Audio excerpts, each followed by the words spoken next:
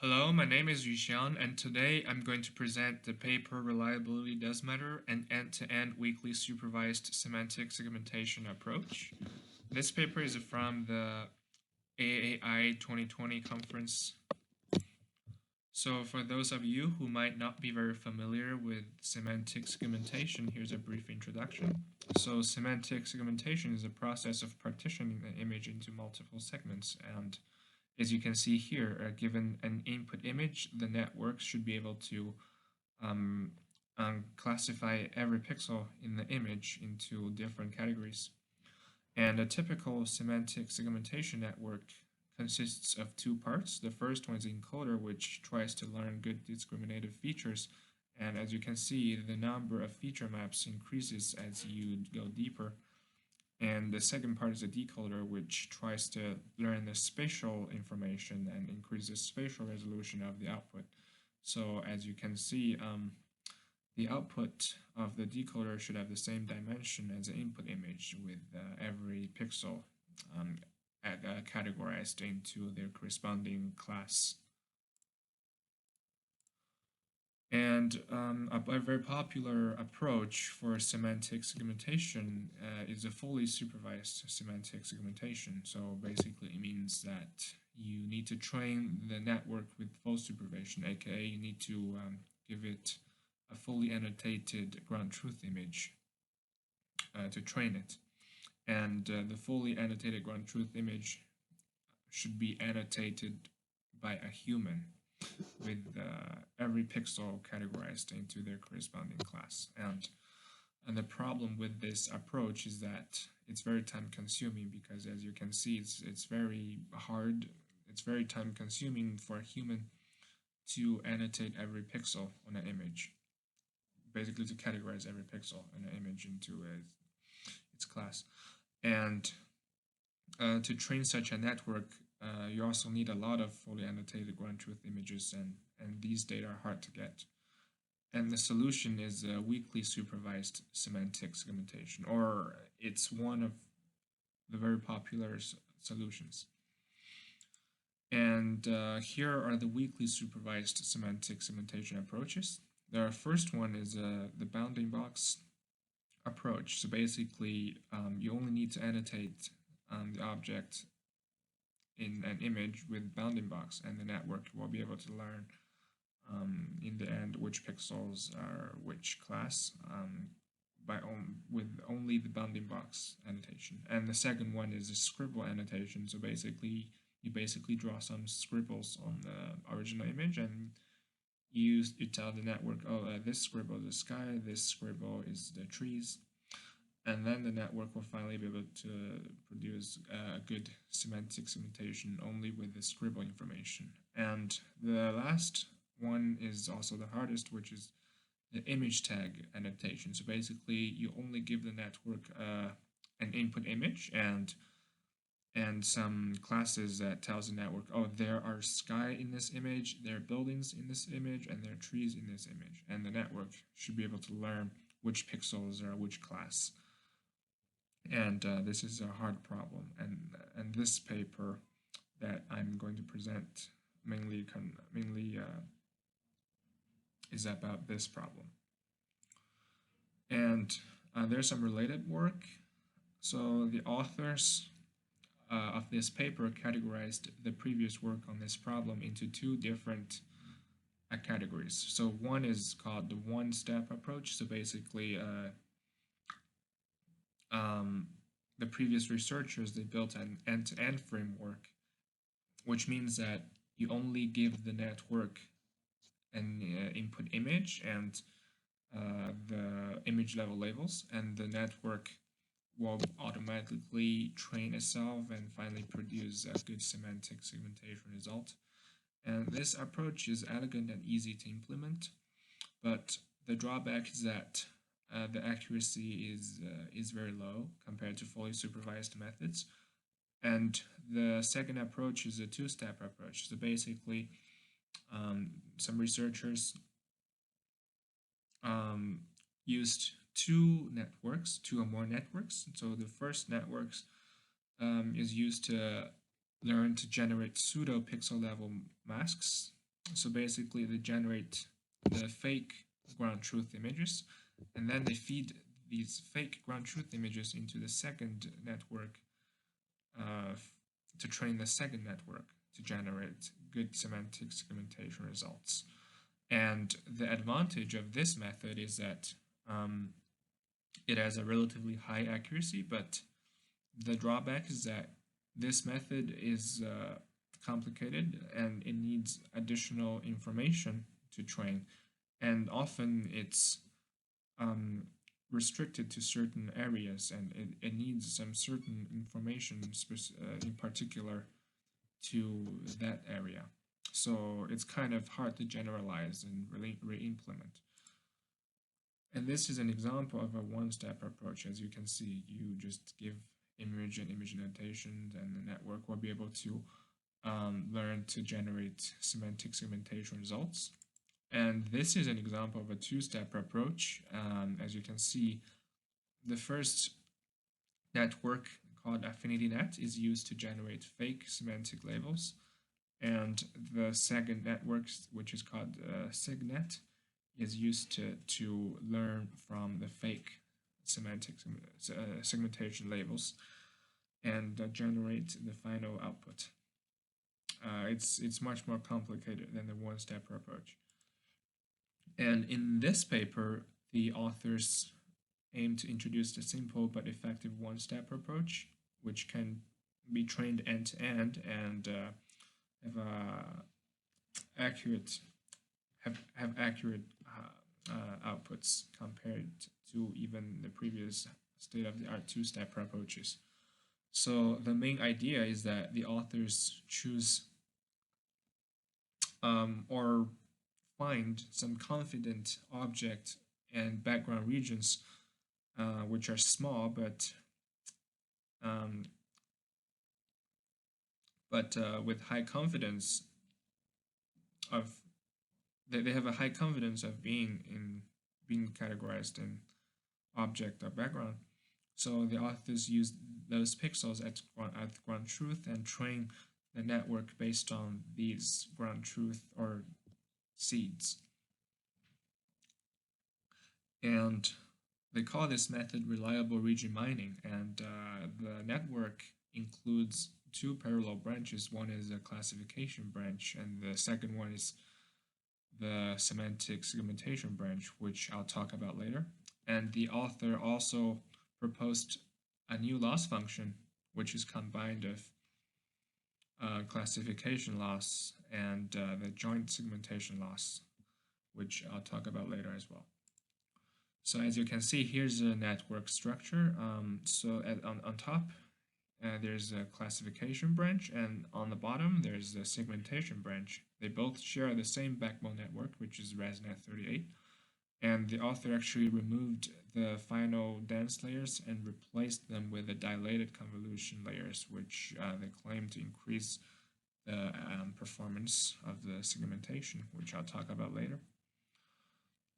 And here are the so-called reliable regions or seeds.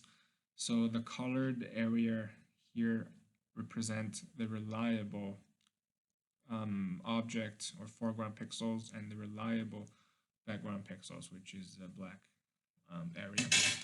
And all the white area contain unreliable pixels, which are discarded.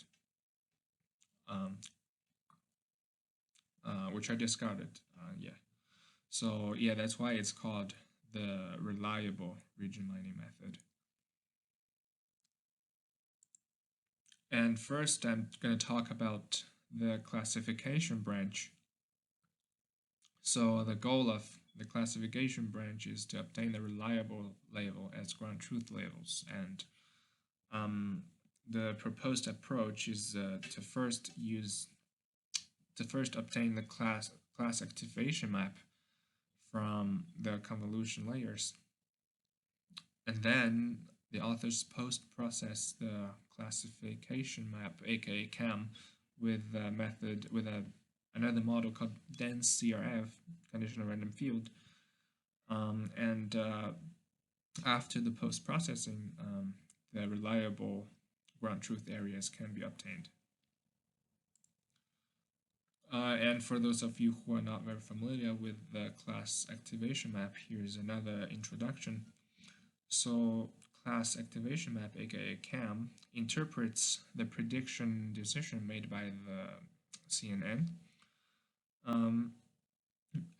So as you can see, it basically acts like a attention map, I would say. So you can actually visualize which pixels are the most important for the neural networks to make the classification decision. To obtain the CAM, you need to first take the convolutional layer outputs, aka feature maps, just before the global average pooling layer. So here are the feature maps. And then you multiply each feature map by the weights of the softmax layer. And you sum up all the feature layer products. Like here you can see you basically sum them up and you scale them up to match the dimension of the input image, and then you obtain the class activation map. And one thing to notice is that the output of the pooling layer should be n times 1 times 1 to match the number of feature maps generated by the convolution layers. So here's a mathematical expression of the CAM.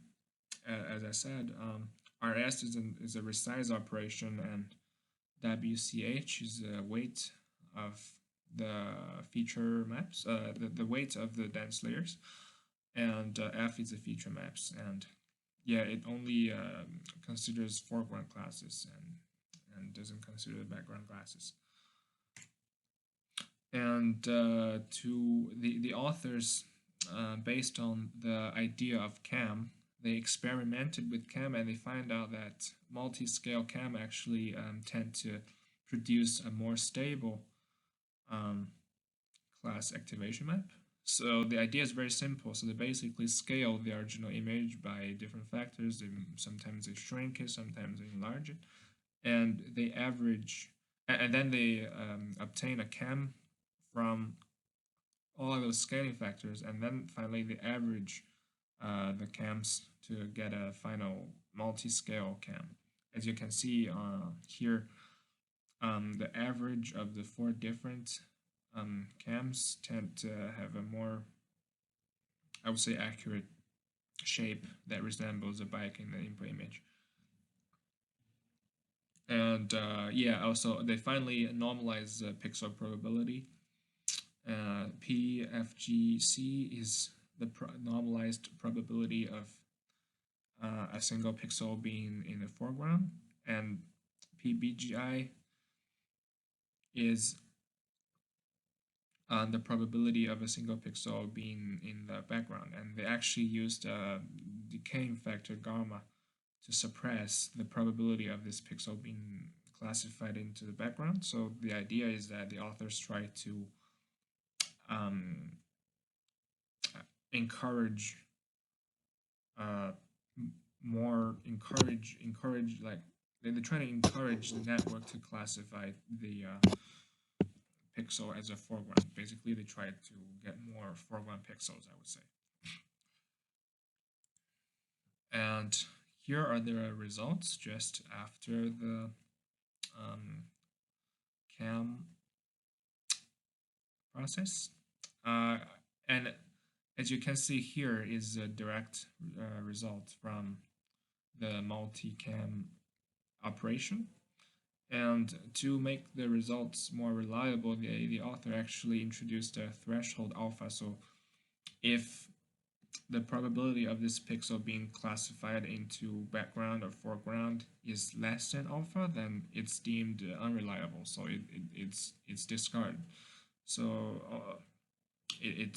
all those white pixels are discarded because they are considered uncertain to be classified into background or foreground, and only the colored pixels are considered the reliable labeled pixels.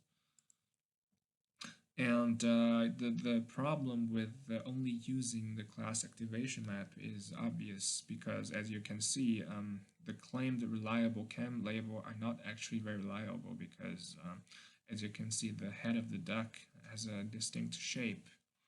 And in the reliable cam labels, the pixels who are claimed to be classified as the foreground includes some of the background sky. And this makes them unreliable and can cause problems. So the author produced a solution to handle this problem. So basically, they say this can be, they show that this can be handled by using dense CRF to post-process the reliable cam labels.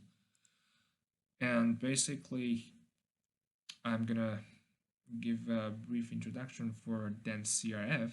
So the full name of dense CRF is dense conditional random field. So the idea is that we treat an input image as a fully connected graph, and every node of the graph represents a single pixel in the image, and every edge in the graph represents the relationship between the current pixel and every other pixel in the image. And this is actually a very old mathematical model to in the semantic segmentation area. And another very popular method for image segmentation is called grid CRF, and different from dense CRF, they only consider the 4 neighboring pixels. But the dense CRF considers relationship between the current pixel and every other pixel in the image, and that's why they can produce a very defined high resolution segmentation result, which makes the seeds in this case more reliable, more defined. So here's a mathematical formula for dense CRF. Oh, sorry, I forgot to summarize the idea of dense CRF. So the basic idea of dense CRF is that the pixels with similar color intensity and are at nearby locations are more likely to be in the same class. That's the idea of dense CRF. And here's a mathematical formula of dense CRF. So basically, it's a mathematical model that tries to minimize the energy of the dense CRF graph. So the energy the energy here is equivalent to the loss in machine learning. So basically, it tries to minimize the loss, and the loss is consisted of 2 parts. The first one, phi u, is the unary potential, and the second one, phi p, is the pairwise potential. And the unary potential is basically just the class probability from the cam. And the pairwise potential, as you can see here, the pairwise potential is has a relationship with the current pixel and every other pixel in the image, and it consists of compatibility function mu and another function k. K is a Gaussian kernel, as you can see here, and it tries to model the relationship between pixels with their using their color intensity and pixel location. So PEI is a pixel location, and pixel color intensity is II. And the idea is that pixels that have similar pixel location and similar color intensity should be categorized into the same category. And if they don't get categorized into the same category, then the loss increases.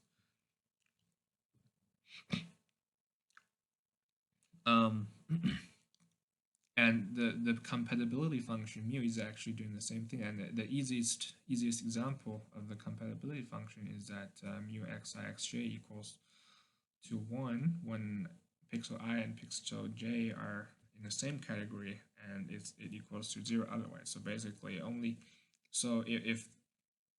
if the pixels, if the nearby similar pixels are categorized into the same category, right, and then the mu equals to 0, so it does not increase the loss. And if the nearby similar pixels are categorized into different pixels, then then the mu part equals to 1, which increase the loss. So this is a very intuitive idea. And after this dense CRF post-processing, the author actually takes the intersection between the reliable CAM label and this CRF label. And as you can see, D is the CRF label and E is reliable CAM label. And the author basically takes their intersection. And this is the final reliable label. As you can see, almost no pixel in the reliable labels are misclassified. Every pixel, every foreground pixel are labeled as foreground. Every pixel that are claimed to be classified in the foreground to the foreground class are actually foreground in the input image, and vice versa for the background pixels. And then I'm going to talk about the semantic segmentation branch. So the goal of semantic segmentation branch is to produce the segmentation given a reliable ground truth label and the input image. And basically, the author just used gradient descent to minimize the joint loss, given the input image and the pseudo label obtained from the classification branch. They used dilated convolutional layer in their segmentation branch. So basically, dilated segmentation layer, as shown here, is just compared to the normal regular convolution layer, they just add some dilation or some padding between their sample locations, as you can see in the picture. And this claims to increase the downsampling the downsampling efficiency. And this kind of dilated convolutional layer can also be used for upsampling. So the author actually used it both for downsampling and upsampling. And the newly proposed idea by the author is a joint loss, which is composed of the classification loss in the classification branch, as you can see here, and the dense energy loss, which, as you can see in the segmentation branch, they put joint loss here, yeah. But the dense energy loss, well, I'll talk about in the following slide. But here, as you can see, the classification loss is only about the reliable ground truth regions. So basically, the loss is that if BC here is a binary indicator. So if the label of the pixel I is class C, so then it equals to 1 and it equals to 0 otherwise. And the P net IC is the output probability of the network of pixel I being class C.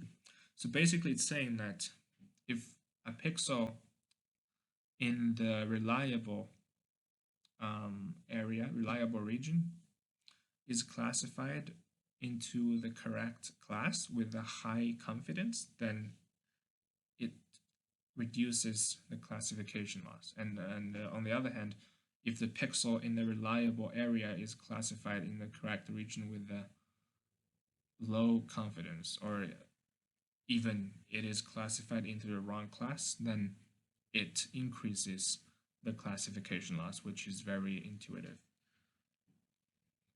And EIJ here is actually the dense energy loss I was going to talk about.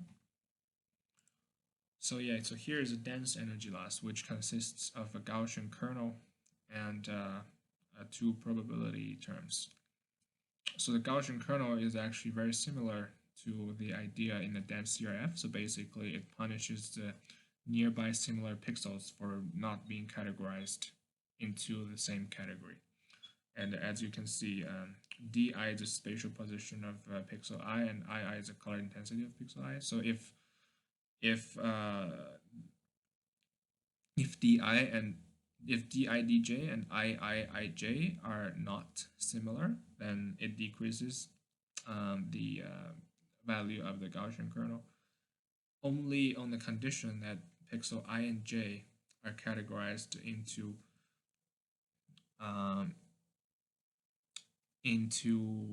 different classes. So if basically if pixel I and j are categorized into the same class, but they still have a very different spatial position and color intensity, then it increases the dense energy loss. So the idea is to punish the pixels that are nearby and share the same similar color and similar color intensity, similar pixel position, but still have different softmax labels. It's the same idea as in dense CRF. On top of that, the author proposed a soft filter SI. So the idea is that there's a problem here that the seeds area have relatively reliable labels. So we don't need to use as much information from the nearby pixels to determine the class of the pixels in the seeds. So that's why the author proposed a soft filter SI to basically reduce the weight of dense energy on the reliable seeds area. And basically, if the pixel belongs to those unreliable white region, then we need to use the dense energy loss 100%. But otherwise, we reduce the weight of the dense energy loss. So basically, if a pixel is more confident of being the true ground truth seeds, then we use less dense energy loss on that pixel. And this is a form of the final joint, the final dense energy loss. And here's a summary of the RRM method, which I went over. And here are the results and the analysis. So the author did ablation study to check if their joint loss or if their method of using dense CRF are actually effective. And here you can see if the author only used CAM and not dense CRF to refine their reliable regions, then you get low performance scores. These are the relative performance scores of the segmentation network. I'm not sure if they're actually the pixel accuracy or something. The author didn't specify, but the bigger the number, the better the performance of the network. And as you can see, after using the dense CRF to post-process the reliable regions, then you get a higher performance score, which means dense CRF is effective.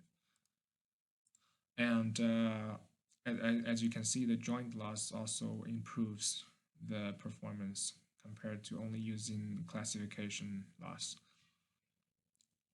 And the author also tried to find out which how many reliable labeled pixels should they use relative to the number of pixels in the whole image, and they find out that 20 to 60% of labeled pixel lead to better results, and as you can see here, 30 or 40%. Sorry, the ratio is the number of pixels in the seeds over the number of all pixels. And as you can see, when the ratio is equal to 0.3, 0.4, they have the best results. And finally, the author compared their one-step approach with the previous state-of-the-art one-step approach on the Pascal VOC 2012 test set, and as you can see, the author's method outperforms the previous state-of-the-art in every category. And interestingly, the author extended their one-step method to two-step method. So basically, they tried to check the effectiveness and stability of the RM idea in a two-step environment. So basically, they first trained the one-step RM network to generate reliable pseudomasks, and then they trained deep lab on those pseudomasks, and they compared the performance with the previous state-of-the-art two-step segmentation methods. And here are the complete results. As you can see, the author's two-step methods outperforms the previous state-of-the-art, which is the affinity net. And you should know that ResNet 38 is more powerful than ResNet 101. So the author claims that if they use ResNet 38, they definitely is going to outperform the previous state-of-the-art by an even larger margin. And as you can see, even the one-step approach is on the same level as a previous state-of-the-art two-step approach on the image level weakly annotated semantic segmentation. And here's a summary. So basically, the authors proposed a one-step approach through finding reliable but tiny regions as ground truth labels directly for training. And then with limited pixels as supervision, the authors use a newly proposed dense energy, which takes shallow features, for example, RGB colors and pixel positions, together with the pixel-wise cross-entropy loss, aka